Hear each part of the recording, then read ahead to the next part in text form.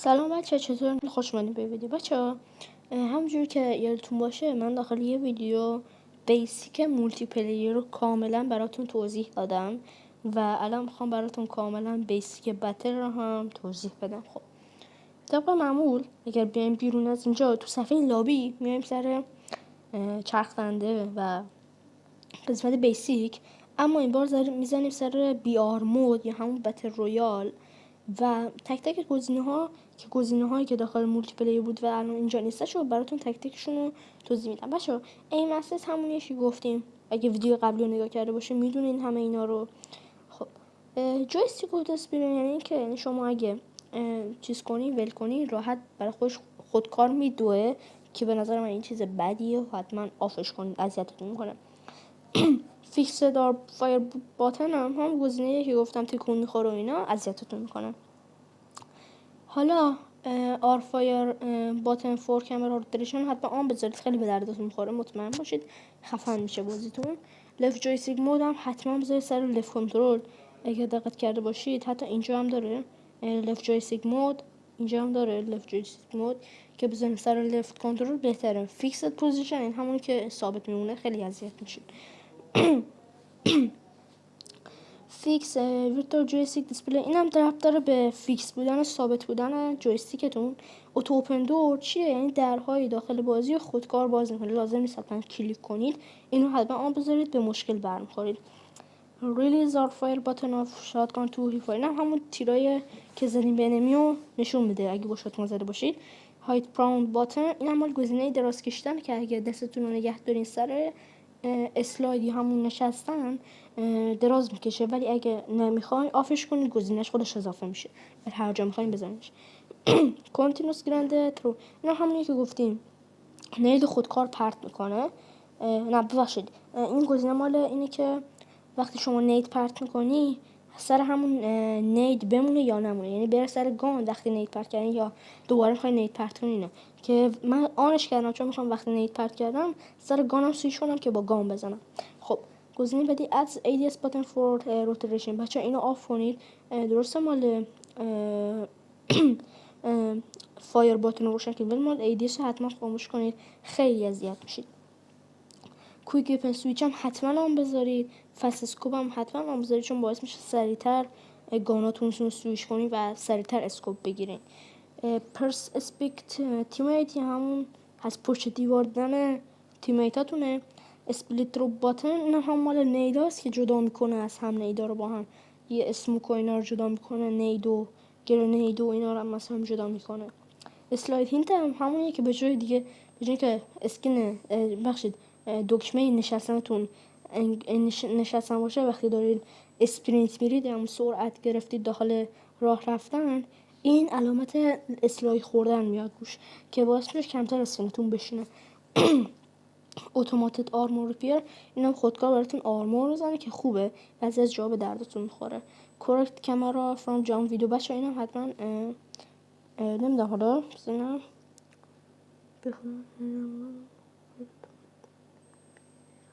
میگه این اگه شما این بگیرید، خب اگر گوش کنید، اگر این بگیرید بزنید رو این خودکار خودش گوش کنید، خودکار خودش وینگ سویتتون رو باز میکنه، خودکار خودش وینگ سویتتون باز میکنه.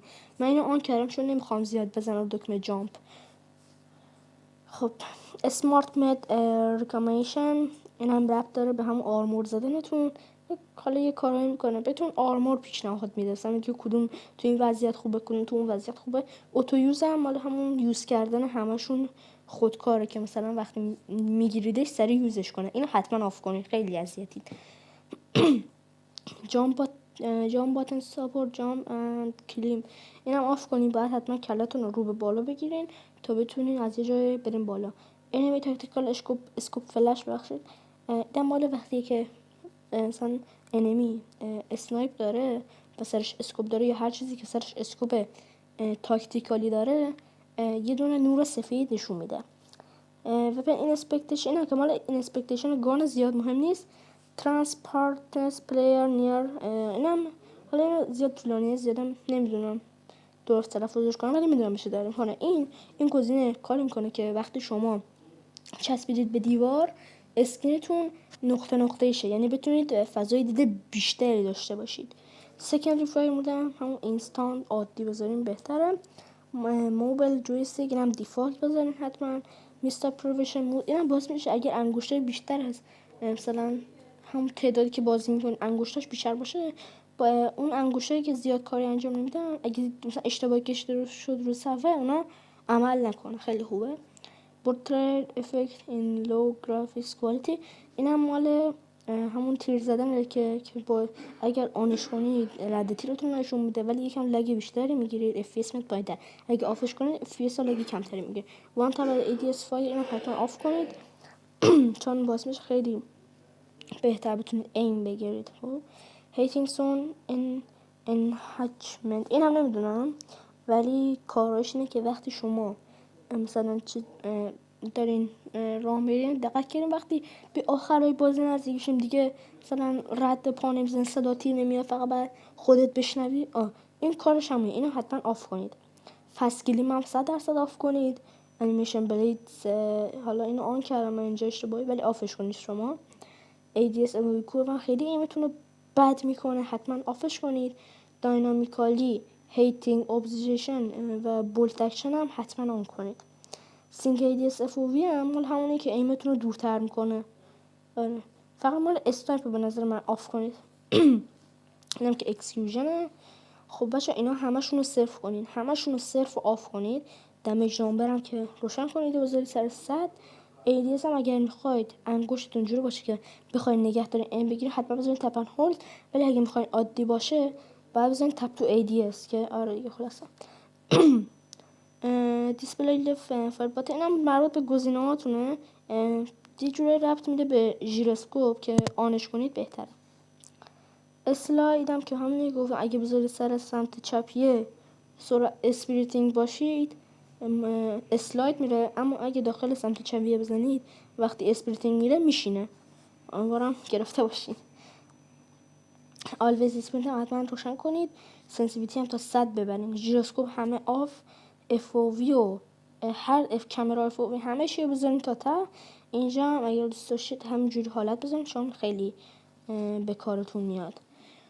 خب این از این. حالا بریم چند نوع موومنت هم بهتون یاد بدم که شاید به دردتون بخوره بچه ها.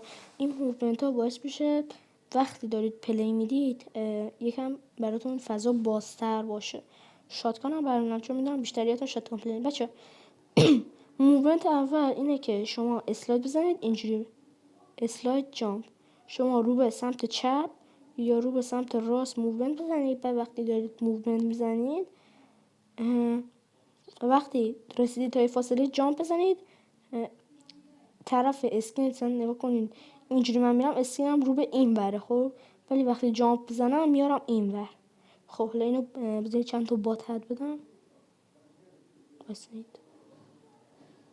سب کنید یه لحظه.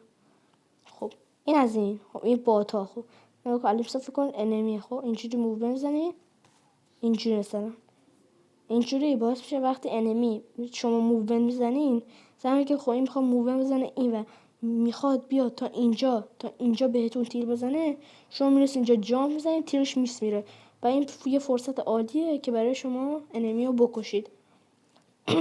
و حالا یه موومنت دیگه هم هست خیلی کاربردیه. موومنت رو به بکه که این بعد اینجوری شما اسلاید برین دوباره طرف اسکینتون رو برگردونین اینجوری به این شکل برگرده، ولی بعد در حالت چیز باشه که چجوری میشه اینجوری میشه. یه بار دیگه تست میکنیم اینجوری. حالا بعضی از حالا مثلا موومنت ها هستن خیلی عجیب غریبن، مثلا یارو میاد این حرکت رو میزنه اینجوری مثلا میکنه و یه جا میزنه اینجوری میزنه. بچه شما وقتی اینجوری میکنید شما دارید هی چپ هی راست میرید هی چپ هی راست میرید باعث تیرای انمی میس بره و به همین علت که میس میره نمیتونه خوب این بگیره و وقتی در حال ریلود بود مثلا نگاه کنید انمی داره تیر میزنه شما موومنت میزنید تیرش که تموم شد یه موومنت میزنید تق میزنید میکشیدش. بیاین حالا یه دونه تست کنیم. اینجوری. خب یه موومنت دیگه هم هست که امیدوارم خیلی به کارتون اومده باشه، که اینه که وقتی شما وقتی دارید همینجور راه میرید میبینید انمی با استان خطتون رو گرفته، بهترین کار اینه که همین اسلاید جامپ رو برید، یا اینو نمیتونید برید اینو برید، همین ساده اینو بپر بالا کنید. اگر از اون خشابایی، اگر دی ال داشت و از اون خشابایی داشت که فلج میکنه یا همون کانکاشن داره، بهترین موومنت اینه اینجوری هی بالا پایین شین، یا وقتی یه کاور پیدا کردین حتما دراز بکشین، چون اگر تیرش بخوره بهتون فلجتون میکنه، حتی اگه کنارتون میخوره، که این واقعا رو مخه. خب بچه حالا از اونجایی که خیلی دوست دارید مثلا چی بهش میگن شات های خوشگل میزنیم، اینجا میتونم چیز پیدا کنم، اسنوبورد نداره اینجا. خب بذارید من پرکاین رو درست کنم، گلنگ بره. خب این از این. خب برای مثلا با یه شاتگان شلاقی شما نیاز به کلاس پامپت دارید. چرا حالا پامپت؟ الان دلیلشو بهتون میگم، فقط پیداش کنم.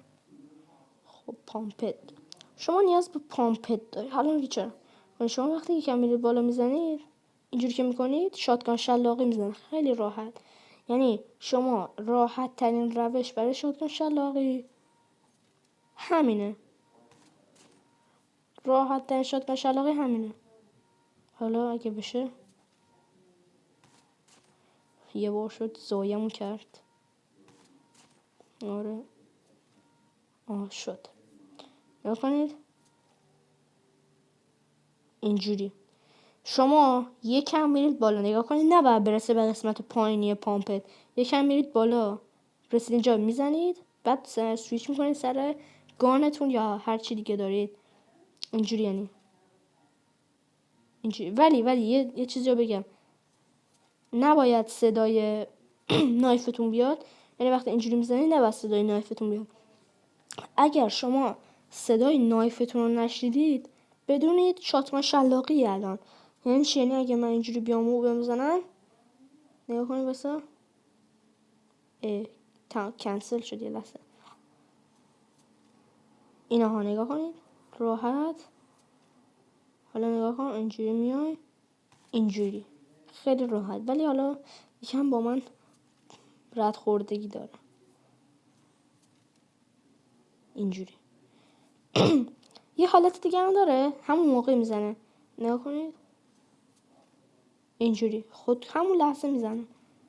ولی اگه مثلا نگاه کنید به پرم نمیزنه، دیدید صدای نایفتون بیاد نمیزنه. ولی اگه مثلا صداش نیاد یعنی اینجوری صداش نیومد، درسته؟ شاتگان شلاقی برام زد. یه بار دیگه اینجوری. خب بذارید با دیل هم براتون تست کنم. دیل هم اینه همینه، همینجوری راحت اینه او بخوردم.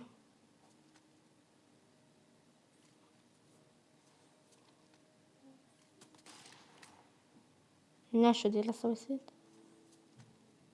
دیدید فرق نداره چی باشه میزنم.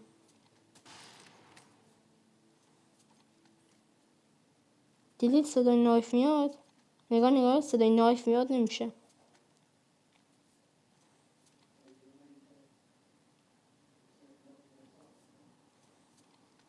الان شد ماشاءالله شد.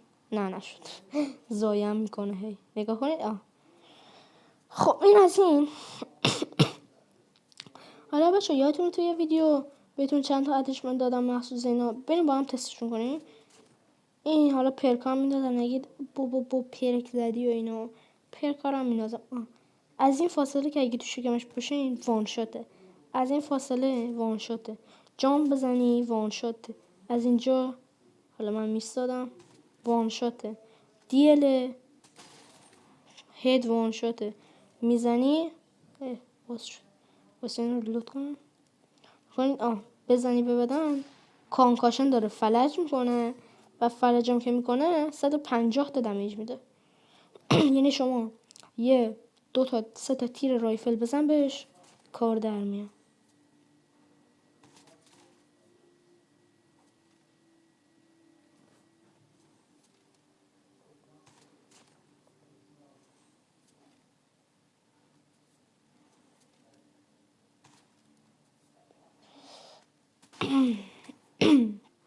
آره خلاصه. خب بریم سراغ این مکتنی که دادم. مکتن خیلی خوبه، راحت میتونه براتون چند نفر با هم بزنه.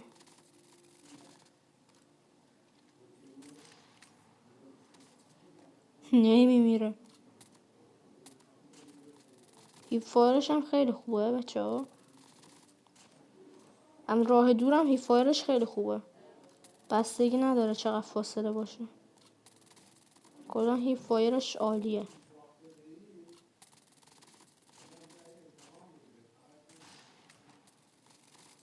خب بریم سراغ تایپ 19. تایپ 19 هم بچه واقعا خوبه. حالا از این فاصله نمیزنم چون خیلی نزدیکه، برای یه دونه اسولت از اینجا میزنم. نگاه کنید. راحت.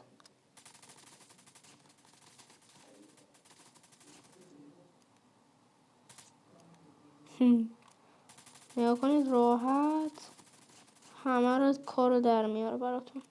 خب حالا بیوایه بچه، بیوایه خیلی خوبه، بیوایه واقعا خوبه. حالا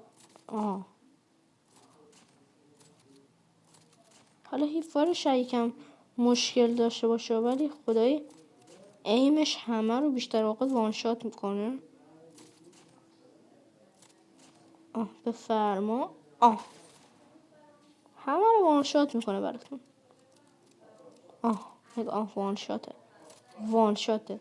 وانشاته همه وانشات. بچه ایک سیور رو گذاشتم توی تریالادوت و نمیتونم براش باهاش چیز بگیرم و مشکل نه.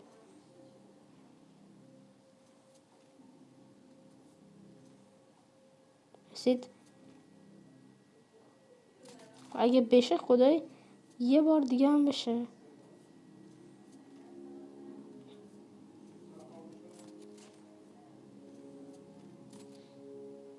اوکی بفرمایید. خیلی راحت همه رو با این اتچمنت ها میتونید بزنید. مثلا یه تستر اینجا ازشون میگیرم براتون. 2 شات فاسسکوپ کنم 3 شات. آره فاسسکوپ 3 شات بدون ایم 2 شات. فاسسکوپ و این 3 شات، کلا 4 شات دیگه نمیزنه. اگه من اینکه انمی که جلوتونه آرمور 200 داشته باشه و خیلی هم پینگش خوب باشه، دیگه باعث میشه که چیز نشه دیگه، وان شاتش نکنی یا حتی چند شات بعد بزنی. چه باگی خورد. خب بچه ها یه چیزی رو نگفتم، امیدوارم انجامش بدید. حالا این درخواستی که ازتون دارم، اگر شما ویدیو رو دارید نگاه میکنید و از سبک ویدیو گذاشتن من خوشت اومده، من میشم چنلم رو ساب کنید و یه لایک و یه کامنت قلبی چیزی لطفا برام بذارید که منم حمایت شم، چون واقعا اینجا زحمت دارم میکشم و امیدوارم که زحمتم به باد نره. خیلی ممنونم از شما. تا ویدیو بعدی، خدا نگهدارتون.